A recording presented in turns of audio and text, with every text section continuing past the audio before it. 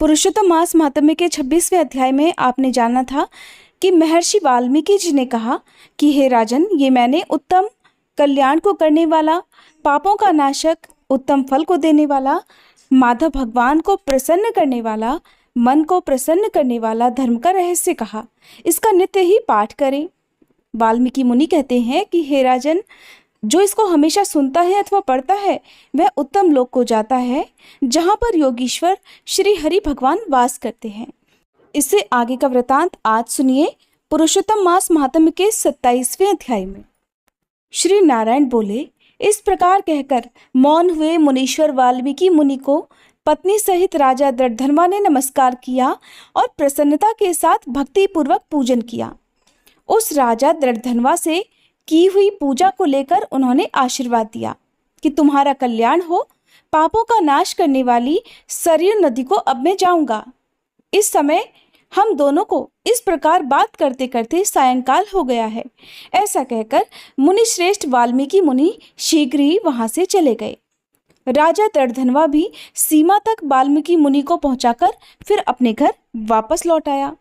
घर जाकर अपनी गुण सुंदरी नामक सुंदरी पत्नी से कहने लगा कि अरे सुंदरी, राग, द्वेष, लोभ, मोह, मद, मात्सर्य, इन 6 शत्रुओं से युक्त गंधर्व नगर के समान इस असार संसार में मनुष्यों को क्या सुख है।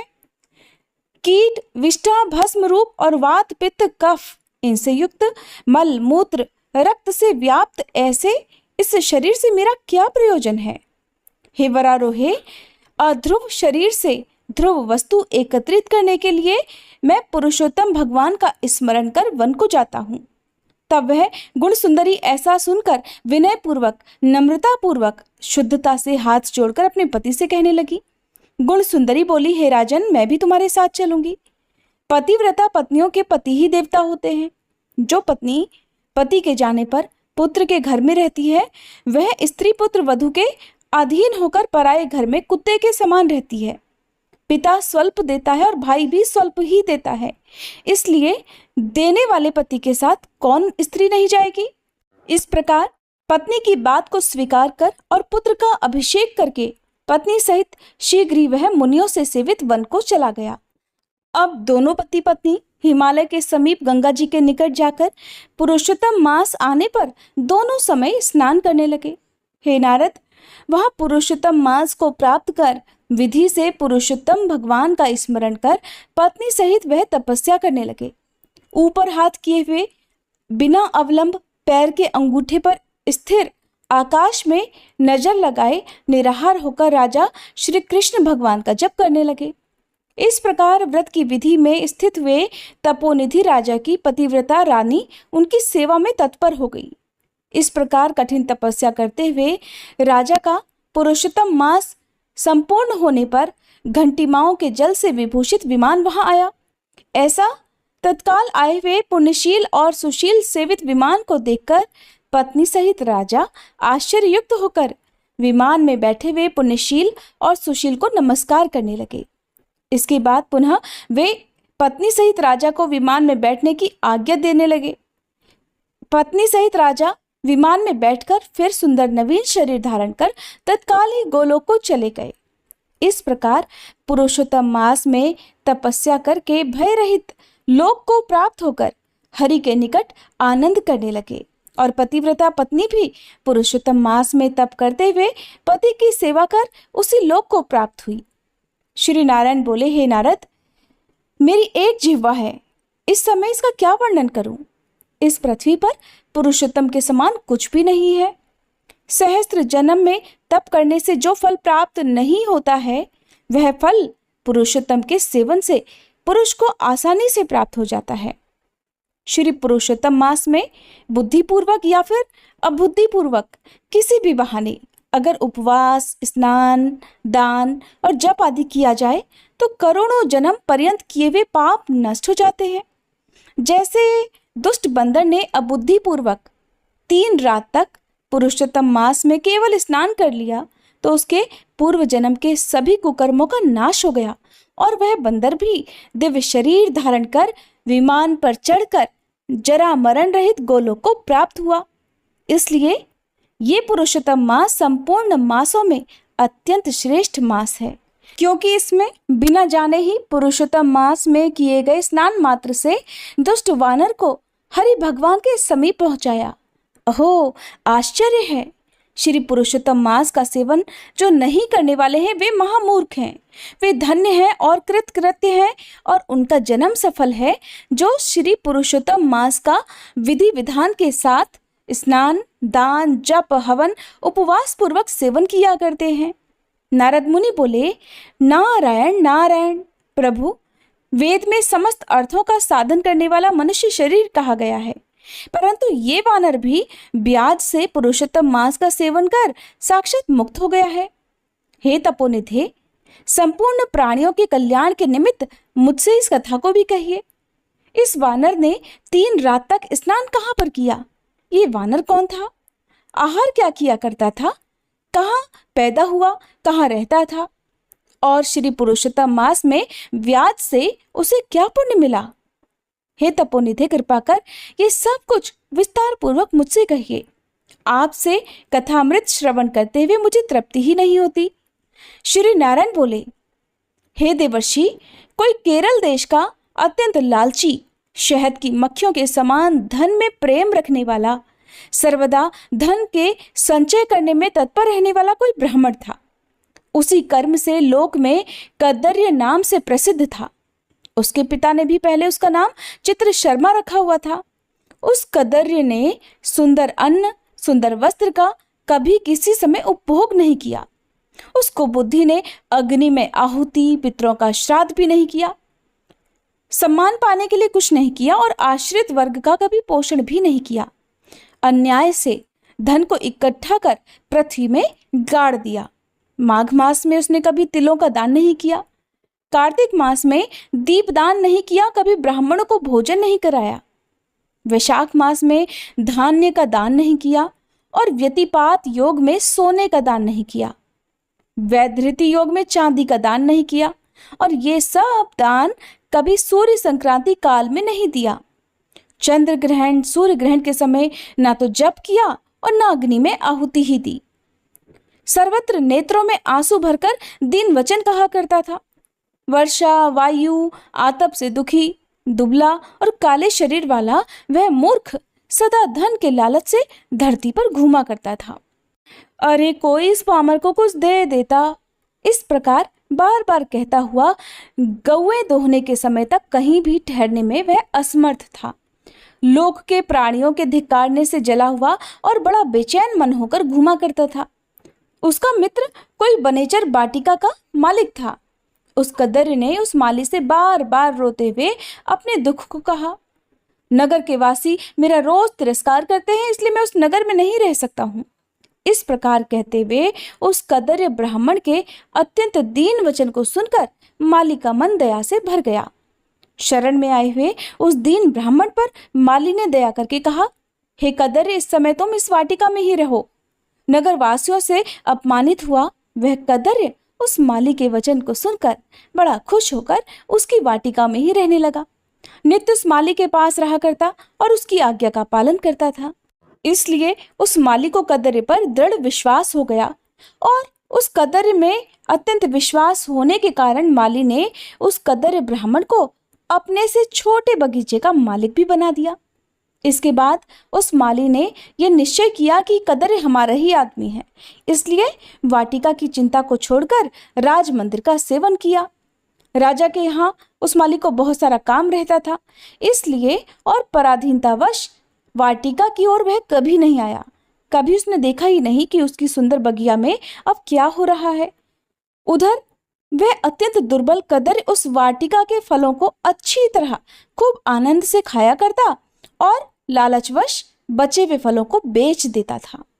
निर्भय पूर्वक उस बगीचे के फलों को बेचकर उससे मिलने वाला धन वह खुद रख लेता था।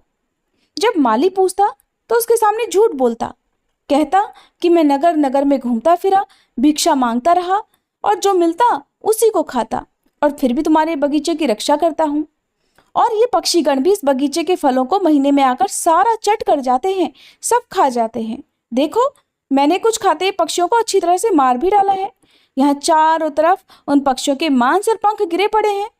उन मांस के टुकड़ों को और पंखों को देखकर उसका अत्यंत विश्वास कर वह माली वहां से चला गया।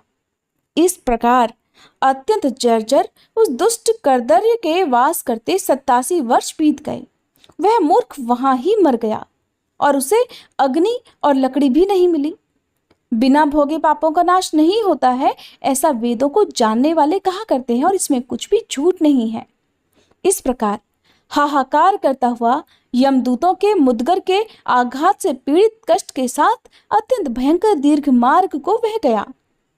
पूर्व में किए हुए कर्मों को याद करता हुआ, दुख प्रकट करता हुआ, प्रलाप करता हुआ और बुद्ध अक्षरों में कहता हुआ कि अहो आश्चर्य है, मुझ दुष्ट कदर्य के अज्ञान को देखिए। कृष्ण सार से युक्त पवित्र इस भारत खंड में देवताओं को भी दुर्लभ मनुष्य शरीर को प्राप्त कर मैंने धन के लोभ से भला क्या किया, अर्थात कुछ भी नहीं किया, और मैंने अपना जन्म व्यर्थ में खो दिया। और मैंने बहुत दिनों में जो धन इकट्ठा किया था वो धन तो पराधीन हो गया। इस समय कालपाश में बंधा पराधीन होकर अब मैं क्या करूं? पहले मनुष्य शरीर को प्राप्त कर मैंने कुछ भी पुण्य कर्म नहीं किया, न तो दान दिया, न अग्नि में आहुति दी, न हिमालय की गुफा में जाकर तपस्या की, मकर के सूर्य राशि में स्थित होने पर माघ मास में न तो गंगा जी के जल का सेवन किया, पुरुषोत्तम मास के अंत में 3 दिन उपवास भी नहीं किया, और कार्तिक मास में तो तारागण के रहते प्रातः स्नान नहीं किया। मैंने पुरुषार्थ को देने वाले मनुष्य शरीर को भी पुष्ट नहीं किया। अहो आश्चर्य है, मेरा संचित धन तो धरती में निरर्थक गड़ा ही रह गया। दुष्ट बुद्धि होने के कारण जीवन पर्यंत जीव को कष्ट दिया, और मैंने जठराग्नि को भी कभी अन्न से तृप्त नहीं किया। किसी पर्व के आने पर उत्तम वस्त्र से शरीर को कभी ढका तक नहीं। न तो जाति के लोगों को, न बंधु बांधवों को, न स्वजनों को, न बहनों को, न दामाद को, न कन्या को, न माता पिता छोटे भाई को, न पतिव्रता पत्नी को, न ब्राह्मणों को प्रसन्न किया। इन लोगों को एक बार भी मिठाई से कभी तृप्त नहीं किया। इस प्रकार विलाप करते हुए उस कदर्य को यमदूत मारते हुए यमराज जी के पास ले गए। उसको देखकर चित्रगुप्त ने उसके पाप पुण्य को देखा और अपने स्वामी धर्मराज से कहा कि हे महाराज, ये ब्राह्मणों में अधम कंजूस है। धन के लोभी इस दुष्ट कदर्य का कुछ भी पुण्य नहीं है। वाटिका में रहकर इसने बहुत पाप किए हैं। माली का विश्वास पात्र बनकर पहले तो फलों को खूब चुराया और जो पके हुए फल थे उन्हें खाया, और जो खाने से बच गए थे फल उन्हें इस दुष्ट ने धन के लालच से बेच डाला। एक फलों की चोरी का पाप, दूसरा विश्वासघात का पाप। हे प्रभु, ये 2 पाप इस कंजूस में अत्यंत उग्र हैं, और भी इसमें अनेकों प्रकार के पाप भरे हुए हैं। नारद मुनि बोले, इस प्रकार ब्रह्मा जी के पुत्र चित्रगुप्त के वचन को सुनकर अत्यंत क्रोध से युक्त धर्मराज ने कहा कि ये कदर्य 1000 बार वानर योनि में जाए, और विश्वासघात का फल इसको बाद में मिलेगा। जय श्री कृष्णा। इसके आगे का वृत्तांत आप सभी अगले अध्याय में सुनिएगा। अब सुनिए सीता नित्यनेम की कहानी। ये कहानी सीता माता कहती थी और भगवान श्री राम इसे सुना करते थे। एक दिन भगवान को किसी काम से बाहर जाना पड़ गया तो सीता माता कहने लगी, प्रभु मेरा तो 12 वर्ष का नित्यनेम है और अब आप बाहर जाएंगे तो मैं अपनी कहानी किसे सुनाऊंगी। तब भगवान राम जी ने कहा कि तुम कुएं की पाल पर जाकर बैठ जाना और वहाँ जो औरतें पानी भरने आएंगी उन्हें अपनी कहानी सुना देना। सीता माता भगवान के कहे अनुसार कुएं की पाल पर जाकर बैठ गई। तभी एक स्त्री आई जिसने रेशम जरी की साड़ी पहन रखी थी और सोने का घड़ा ले रखा था। सीता माता ने उसे देखा तो कहने लगी कि बहन मेरा 12 वर्ष का नित्यनेम सुन लो। तब वह स्त्री बोली, मैं तुम्हारा नित्यनेम सुनूंगी तो मुझे तो घर जाने में देर हो जाएगी, फिर मेरी सास मुझसे लड़ेगी। उसने कहानी नहीं सुनी और चली गई। घर जाते ही उसकी रेशम जरी की साड़ी फट गई, सोने का घड़ा मिट्टी के घड़े में बदल गया। ये सब देखकर सासू माँ ने पूछा, अरे बहू ये किसका दोष अपने सिर पर लगाकर आई हो। तब बहू ने कहा कि माँ जी कुएं पर एक औरत बैठी थी, उसने कहानी सुनने के लिए कहा लेकिन मैंने नहीं सुनी, जिसका ये फल मुझे मिला है। अब बहू की बात सुनकर अगले दिन वही साड़ी और घड़ा लेकर सास कुएं की पाल पर गई। सास को वहीं पर सीता माता बैठी मिली तो सीता माता ने उससे भी कहा कि बहन, मेरी कहानी सुन लीजिए। सास बोली कि एक बार छोड़, मैं तो 4 बार कहानी सुन लूंगी। तब सीता माता ने कहना शुरू किया, राम आए लक्ष्मण आए, देश के पुजारी आए, नित नेम का नेम लाए, आओ राम बैठो राम, तपी रसोई जीमो राम, माखन मिश्री खाओ राम, दूध बताशा पियो राम, सूत के पलका मोठो राम, शाल दुशाला पोठो राम, शाल दुशाला ओढ़ो राम, जब बोलूं जब राम ही राम, राम संवारे सबके काम, खाली घर भंडार भरेंगे, सबका बेड़ा पार करेंगे, श्री राम जय जय राम। सास बोली कि बहन, कहानी तो बहुत अच्छी लगी। कहानी सुनकर सास घर चली गई और उसकी वह साड़ी फिर से रेशम जरी की बन गई और मिट्टी का घड़ा भी सोने के घड़े में बदल गया। ये सब देखकर बहू बोली, माँ जी, आपने ये सब कैसे किया?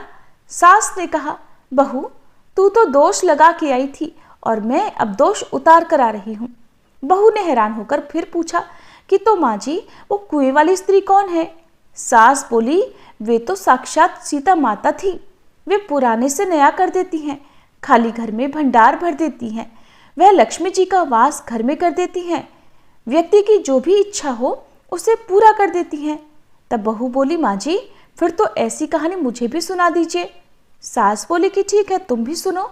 फिर सास ने कहानी शुरू की, राम आए लक्ष्मण आए, देश के पुजारी आए, नित नेम का नेम लाए, आओ राम बैठो राम, तपी रसोई जीमो राम, माखन मिश्री खाओ राम, दूध बताशा पियो राम, सूत के पलका मोठो राम, शाल दुशाला पोठो राम, शाल दुशाला ओढ़ो राम, जब बोलूं जब राम ही राम, राम संवारे सबके काम, खाली घर भंडार भरेंगे, सबका बेड़ा पार करेंगे, श्री राम जय जय राम। कहानी सुनकर बहू बोली, माँ जी, कहानी तो बहुत अच्छी है। सास ने कहा, ठीक है, अब तो हम इस कहानी को रोज कहा करेंगे। अब सास बहू रोज सवेरे उठती, नहाती धोती और पूजा करने के बाद नित्य नेम की सीता माता की कहानी कहती। एक दिन उनके यहाँ पड़ोस की एक औरत आई और बोली, बहन, जरा सी आँच तो देना। तो वे बोली कि आँच तो अभी तक हमने जलाई ही नहीं। पड़ोसन ने पूछा, तो फिर तुम सुबह 4 बजे से उठकर कर क्या रही हो? उन्होंने बताया कि सुबह उठकर हम तो पहले पूजा करते हैं, फिर सीता माता की नित्य नेम की कहानी कहते हैं। पड़ोसन ने उनकी बात सुनकर फिर पूछा, सीता माता की कहानी कहने से तुम्हें क्या मिला? तब वे बोली कि इनकी कहानी कहने से घर में भंडार भर जाते हैं, सारे काम सिद्ध हो जाते हैं, मन की इच्छा भी पूरी होती है। पड़ोसन बोली कि बहन, फिर तो ऐसी कहानी मुझे भी सुना दो। वह बोली, ठीक है, तो फिर तुम भी ये कहानी सुन लो। राम आए लक्ष्मण आए, देश के पुजारी आए, नित नेम का नेम लाए, आओ राम बैठो राम, तपी रसोई जीमो राम, माखन मिश्री खाओ राम, दूध बताशा पियो राम, सूत के पलका मोठो राम, शाल दुशाला पोठो राम, शाल दुशाला ओढ़ो राम, जब बोलूं जब राम ही राम, राम संवारे सबके काम, खाली घर भंडार भरेंगे, सबका बेड़ा पार करेंगे, श्री राम जय जय राम। सारी कहानी सुनने के बाद पड़ोसन कहने लगी, बहन, कहानी तो मुझे बहुत अच्छी लगी। अब वह पड़ोसन भी नित्यनेम सीता माता की कहानी कहने लगी। कहानी कहने से सीता माता ने पड़ोसन के भी भंडार भर दिए। अब तो पूरे मोहल्ले में नित्यनेम की कथा चल पड़ी और हर किसी की मनोकामना सीता माता की कृपा से पूरी होने लगी। हे सीता माता, हे जानकी माता, जैसे आपने उनके भंडार भरे, वैसे ही हम सबके भी भरना, कहानी कहने वाले के, सुनने वाले के और हुंकार भरने वाले के भी। सभी प्रेम से बोलिए, सीता माता की जय। प्रिय श्रोताओं, अब अधिक मास के इन अंतिम शेष दिनों में आपको श्रीमद् भगवद गीता के महात्म्य का वर्णन सुनाएंगे, जिसे भगवान शिव ने देवी पार्वती जी के सम्मुख वर्णन किया था। अब पहले सुनिए भागवत गीता महात्म्य का पहला अध्याय। देवी पार्वती ने महादेव जी से कहा, भगवान, आप सब तत्वों के ज्ञाता हैं। आपकी कृपा से मुझे श्री विष्णु संबंधी नाना प्रकार के धर्म सुनने को मिले, जो समस्त लोक का उद्धार करने वाले हैं। देवेश, अब मैं गीता का महात्म्य भी सुनना चाहती हूँ, जिसका श्रवण करने से श्री हरि में भक्ति और भी बढ़ जाती है। तब श्री महादेव जी बोले, देवी, जिनका श्री विग्रह अलसी के फूल की तरह श्याम वर्ण का है, पक्षी राज गरुड़ ही जिनके वाहन हैं, जो अपनी महिमा से कभी च्युत नहीं होते तथा शेषनाग की शैया पर शयन करते हैं, उन भगवान महाविष्णु की हम उपासना करते हैं। एक समय की बात है, मुर दैत्य के नाशक भगवान विष्णु शेषनाग के रमणीय आसन पर सुखपूर्वक विराजमान थे। उस समय समस्त लोगों को आनंद देने वाली भगवती लक्ष्मी ने आदर पूर्वक प्रश्न किया। श्री लक्ष्मी जी ने पूछा, भगवान, आप संपूर्ण जगत का पालन करते हुए भी अपने ऐश्वर्य के प्रति उदासीन से होकर जो इस क्षीर सागर में नींद ले रहे हैं, उसका क्या कारण है? तब श्री भगवान बोले, सुमुखी, मैं नींद नहीं लेता हूँ, अपितु तत्व का अनुसरण करने वाली अंतर्दृष्टि के द्वारा ही अपने ही महाईश्वर तेज का साक्षात्कार कर रहा हूँ। देवी, ये वही तेज है जिसका योगी पुरुष कुशाग्र बुद्धि के द्वारा अपने अंतःकरण में दर्शन करते हैं तथा जिसे मीमांसक विद्वान वेदों का सार तत्व निश्चित करते हैं। वह माहेश्वर तेज एक अजर, प्रकाश रूप, आत्मरूप, रोग शोक से रहित, अखंड आनंद का पुंज, निष्पंद तथा द्वैत रहित है। इस जगत का जीवन उसी के अधीन है, मैं उसी का अनुभव करता हूँ। देवेश्वरी, यही कारण है कि मैं तुम्हें नींद लेता सा प्रतीत हो रहा हूँ। तब श्री लक्ष्मी जी ने कहा, ऋषिकेश, आप ही योगी पुरुषों के ध्येय हैं। आपके अतिरिक्त भी कोई ध्यान करने योग्य तत्व है, ये जानकर मुझे बड़ा कौतूहल हो रहा है। इस चराचर जगत की सृष्टि और संहार करने वाले स्वयं आप ही हैं। आप सर्वसमर्थ हैं। इस प्रकार की स्थिति में होकर भी यदि आप उस परम तत्व से भिन्न हैं तो मुझे भी उसका बोध कराइए। तब श्री भगवान बोले, प्रिय, आत्मा का स्वरूप द्वैत और अद्वैत से अलग, भाव और अभाव से मुक्त तथा आदि और अंत से रहित है। शुद्ध ज्ञान के प्रकाश से उपलब्ध होने वाला तथा परमानंद स्वरूप होने के कारण एकमात्र सुंदर है। यही मेरा ईश्वरीय रूप है। गीता शास्त्र में इसका प्रतिपादन हुआ है। अमित तेजस्वी भगवान विष्णु के ये वचन सुनकर लक्ष्मी देवी ने मन में शंका करते हुए कहा कि भगवान, यदि आपका स्वरूप स्वयं परमानंदमय और मन वाणी की पहुंच के बाहर है तो फिर गीता कैसे उसका बोध कराती है? मेरे इस संदेह का भी आप निवारण कीजिए। तब श्री भगवान बोले, सुंदरी सुनो, मैं गीता में अपनी स्थिति का वर्णन करता हूँ। क्रमशः 5 अध्यायों को तुम 5 मुख जानो, 10 अध्यायों को 10 भुजाएं समझो और 1 अध्याय को उदर और 2 अध्यायों को दोनों चरण कमल जानो। इस प्रकार ये 18 अध्यायों की वांग्मयी ईश्वरी मूर्ति ही समझनी चाहिए। ये ज्ञान मात्र से ही महान पातकों का नाश करने वाली है। जो उत्तम बुद्धि वाला पुरुष गीता के 1 या आधे अध्याय का अथवा 1 आधे या चौथाई श्लोक का भी प्रतिदिन अभ्यास करता है, वह सुशर्मा के समान मुक्त हो जाता है। श्री लक्ष्मी जी ने पूछा, देव, सुशर्मा कौन था, किस जाति का था और किस कारण से उसकी मुक्ति हुई? भगवान बोले, प्रिय, सुशर्मा बड़ी खोटी बुद्धि का मनुष्य था। पापियों का तो वह शिरोमणि ही था। उसका जन्म वैदिक ज्ञान से शून्य और क्रूरतापूर्ण कर्म करने वाले ब्राह्मण के कुल में हुआ था। वो न तो ध्यान करता था, न जप, न होम करता था, न अतिथियों का सत्कार। वह लंपट होने के कारण सदा विषयों के सेवन में ही आसक्त रहता था। हल जोतता और पत्ते बेचकर जीविका चलाता था। उसे मदिरा पीने की आदत भी थी और वह मांस भी खाया करता था। इस प्रकार उसने अपने जीवन का बहुत लंबा समय बिता दिया। एक दिन मूढ़ बुद्धि सुशर्मा पत्ते लाने के लिए किसी ऋषि की वाटिका में घूम रहा था। इसी बीच में काल रूपधारी काले सांप ने उसे डस लिया। सुशर्मा की मृत्यु हो गई। इसके बाद वह अनेक नरकों में जाकर वहां की यातनाएं भोग कर मर्त्य लोक में लौट आया और यहाँ बोझ ढोने वाला बैल हुआ। उस समय किसी पंगु ने अपने जीवन को आराम से व्यतीत करने के लिए उसे खरीद लिया। बैल ने अपनी पीठ पर पंगु का भार ढोते हुए बड़े कष्ट से 7-8 वर्ष बिताए। एक दिन पंगु ने किसी ऊंचे स्थान पर बहुत देर तक बड़ी तेजी के साथ उस बैल को घुमाया, जिससे वह थककर बड़ी तेजी से पृथ्वी पर गिरा और मूर्छित हो गया। उस समय वहां कौतूहलवश आकृष्ट होकर बहुत से लोग एकत्रित हो गए। उस जन समुदाय में से किसी पुण्यात्मा व्यक्ति ने उस बैल का कल्याण करने के लिए उसे अपना पुण्य दान कर दिया। इसके बाद कुछ दूसरे लोगों ने भी अपने अपने पुण्यों को याद करके उन्हें उसके लिए दान कर दिया। उस भीड़ में से एक वेश्या भी खड़ी थी। उसे अपने पुण्य का कोई पता नहीं था, तो भी उसने लोगों की देखा देखी उस बैल के लिए कुछ त्याग किया। इसके बाद यमराज के दूत उस मरे हुए प्राणी को पहले यमपुरी में लेकर गए। वहां ये विचार कर कि ये वैश्य के द्वारा दिए हुए पुण्य से पुण्यवान हो गया है, उसे छोड़ दिया गया। फिर वह भूलोक में आकर उत्तम कुल और शील वाले ब्राह्मणों के घर में उत्पन्न हुआ। उस समय भी उसे अपने पूर्व जन्म की बातों का स्मरण बना रहा।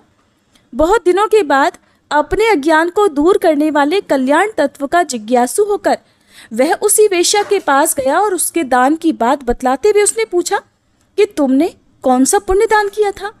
वेश्या ने बताया कि वह पिंजरे में बैठा हुआ तोता प्रतिदिन कुछ पढ़ता है, उससे मेरा अंतःकरण पवित्र हो गया है और उसी का पुण्य उस दिन मैंने तुम्हारे लिए दान कर दिया था। इसके बाद उन दोनों ने उस तोते से पूछा। तब तोते ने अपने पूर्व जन्म का स्मरण करके प्राचीन इतिहास कहना आरंभ किया। शुक बोला, पूर्व जन्म में मैं विद्वान होकर भी विद्वता के अभिमान से मोहित रहता था। मेरा राग द्वेष इतना बढ़ गया था कि मैं गुणवान विद्वानों के प्रति भी ईर्ष्या भाव रखने लगा। फिर समय आने पर मेरी मृत्यु हो गई और फिर मैं अनेक घृणित लोकों में भटकता रहा। इसके बाद इस लोक में आया। सद्गुरु की अत्यंत निंदा करने के कारण तोते के कुल में मेरा जन्म हुआ। पापी होने के कारण छोटी अवस्था में ही मेरा माता पिता से वियोग हो गया। एक दिन गर्मी की ऋतु में मैं तपे हुए रास्ते पर पड़ा हुआ था।